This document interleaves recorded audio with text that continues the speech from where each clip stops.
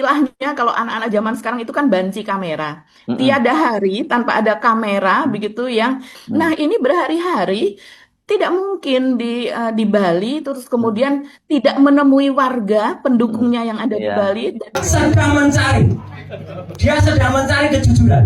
Akhirnya itu jadi pola. Pencitraan itu akhirnya jadi pola Jokowi kan. Pencitraan terus menerus. Assalamualaikum warahmatullahi wabarakatuh. Kembali lagi di channel Prayoga Muhammad. Sudah beberapa hari ya Pak Jokowi tidak muncul di media. Biasanya kan nggak telat tuh, sehari bisa 3 kali ya diwawancarai oleh wartawan. Tapi entah kenapa semenjak keberangkatan Pak Jokowi dengan anak dan cucunya yang katanya ingin liburan gitu ya, yang diduga juga liburan di Bali gitu. Nah setelah itu tidak ada lagi video dari Pak Jokowi.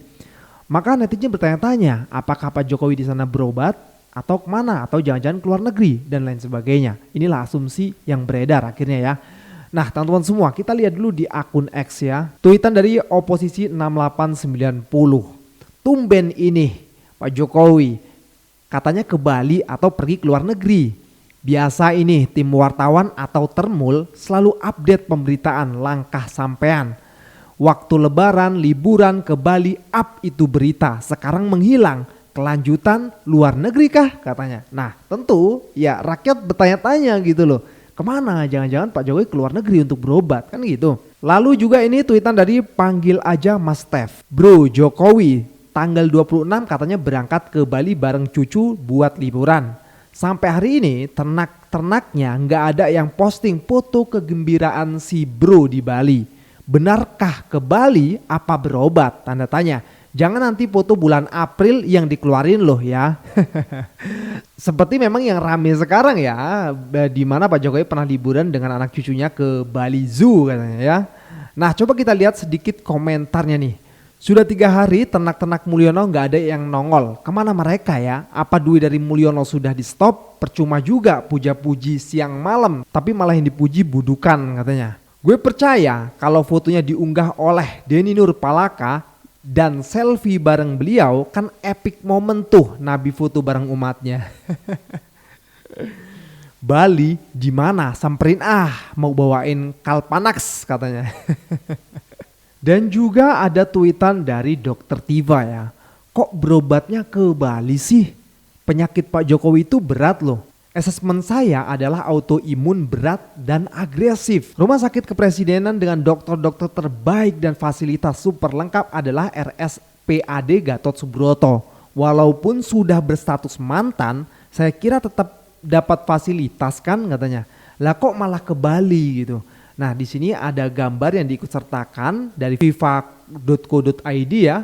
Luhut jenguk Jokowi, sampaikan salam dari Prabowo dan doakan kesembuhannya. Jadi kalau menurut teman-teman sekalian, kemanakah perginya Pak Jokowi? Apakah benar ke Bali, tapi ngapain ke Bali gitu loh? Ataukah berobat ke Bali atau ke luar negeri? Ini masih menjadi pertanyaan besar ya. Karena Pak Jokowi itu biasanya tidak luput dari kamera. Selalu diikuti oleh kamera. Tapi entah kenapa ini sudah beberapa hari beliau malah tidak muncul. Jangan pergi dulu Pak, jangan kemana-mana dulu Pak. Karena kasus ijazah ini belum selesai nih. Jangan sampai nanti Pak Jokowi kemana gitu kasusnya masih terus diributkan. Oke teman-teman semua, kita lanjut ke videonya. Hanya kemarin kemudian ribut soal ada yang bahkan Anda nanti bisa nonton juga di Super Point itu ada buzzer yang mengunggah video Pak Jokowi liburan di Bali gitu. Tapi itu video yang lama sebenarnya gitu.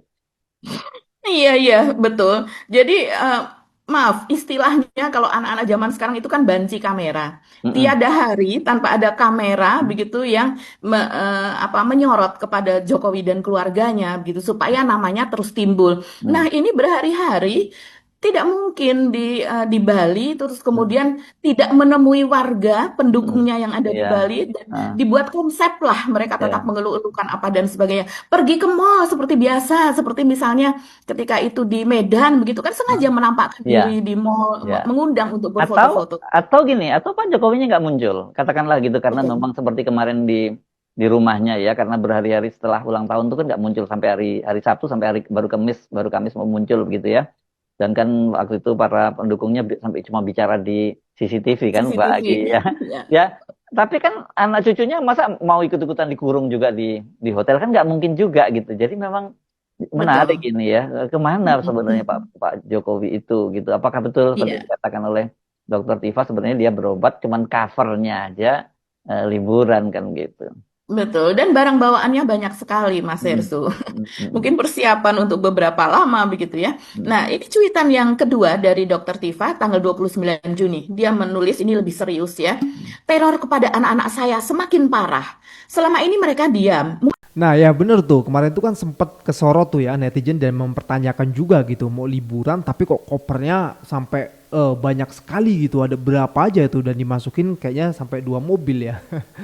Masukin kopernya gitu, atau jangan-jangan memang mau keluar negeri kan gitu. Ini pertanyaan netizen nih yang seharusnya segera dijawab nih. Nanti tahu-tahu muncul lagi video atau foto Pak Jokowi di luar negeri kan repot jadinya. Kita lanjut lagi guys.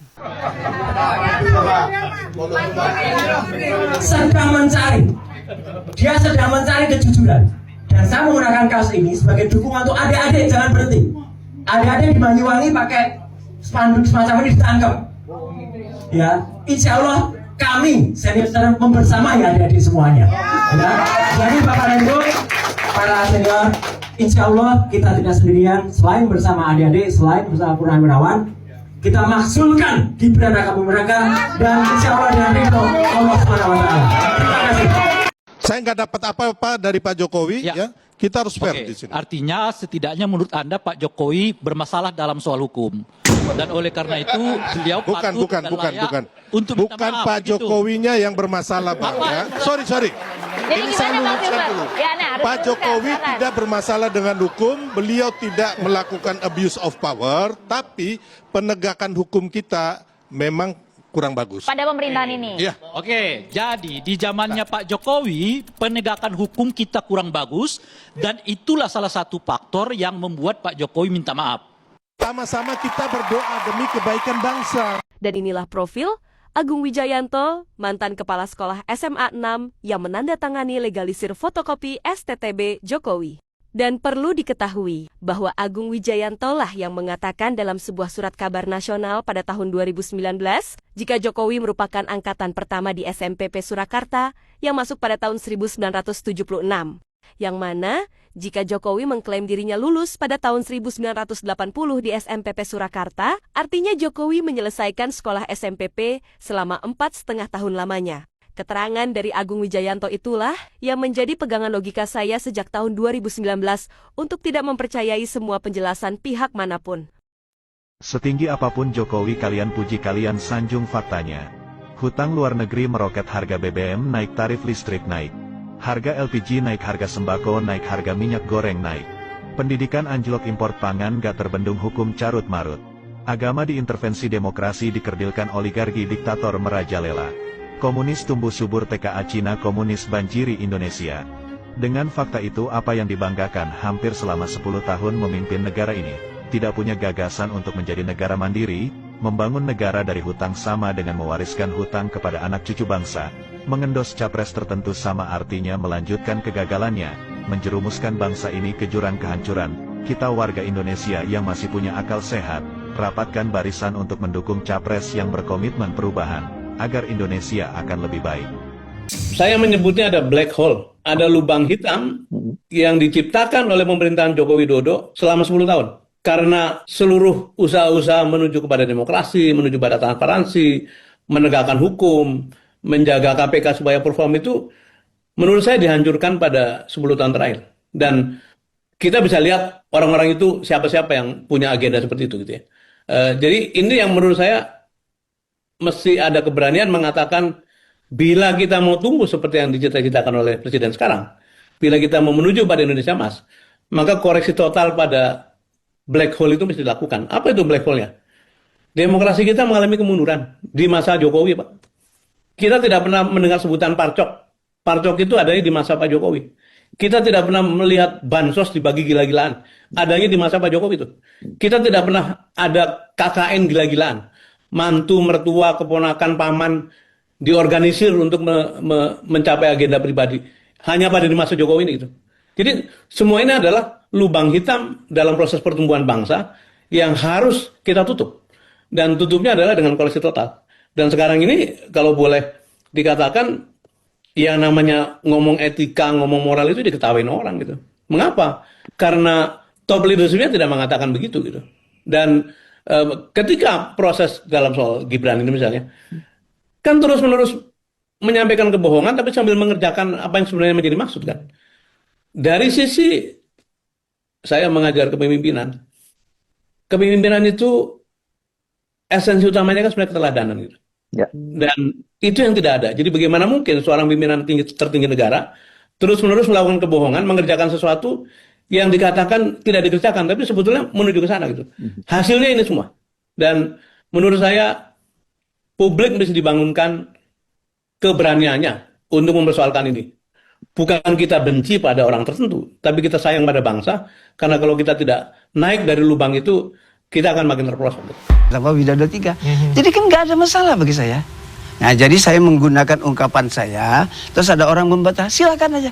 Bitor itu sudah mati, ya silakan.